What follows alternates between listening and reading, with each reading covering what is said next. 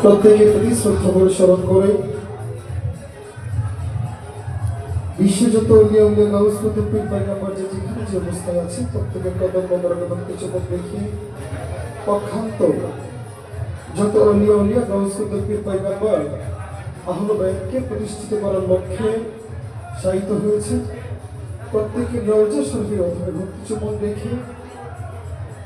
আমার পরিচয়টা হচ্ছে আমার কোনো পরিচয় নেই আমার সবচেয়ে বড় পরিচয় হচ্ছে আমি এবারের একজন গোলাম গোলামের ঘরের গোলাম আমি দেওয়ানবাড়ির গোলামের ঘরের গোলাম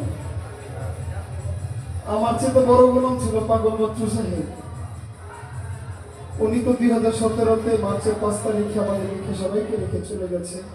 আমার জীবনের প্রথম দেওয়ানবাড়িতে আমার আসার সৌভাগ্য হয়েছে আমি বুঝতেও পারিনি যে আমার জীবনে এত সুন্দর একটি মুহূর্ত আমি পাবো আসলে কথা বলার মতো তেমন কোনো ভাষাই খুঁজে পাচ্ছি না শুধু এতটুকু বলতে চাই এই গোলামের ঘরের গোলাম হয়েই যেন থাকতে পারে বাবা সারা জীবন গোলামি করে গিয়েছে বাউল সঙ্গীতকে প্রতিষ্ঠিত করার লক্ষ্যে শুধু বাংলাদেশেই না আমি সব জায়গায় গানে গিয়ে একটি কথা বলি এই দেওয়ান পরিবারের থেকে পাগল বাচ্চুর সৃষ্টি এই যে একজন আমাকে জিজ্ঞেস করছে পাগল রনি কেন ক্ষমা করবেন দাদা ভাই আমার বাজানকে কিন্তু বাচ্চু বলে ডাকতেন আমার বাবার নাম ছিল মানিক চামসা ডাকতো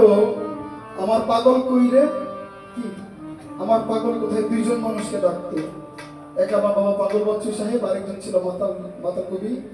রাজ্জাক দেওয়ান সাহেব পরিশেষে আমার বাবা সেই পাগল নামে পাগল বাচ্চু হিসেবে সারা বাংলার মাঝে একটু একটু ভালোবাসা পেত তো যেহেতু এখানে আসতে পেরেছি আসলে এখানে দাঁড়ায় গান গাওয়া বাবা ক্ষমতা আমার নাই যদি আপনারা একটু শিক্ষা দেন আমাকে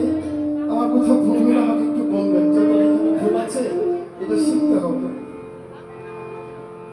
দাঁড়িয়েছি যেহেতু বাবা জানের একটি সামনে রাখি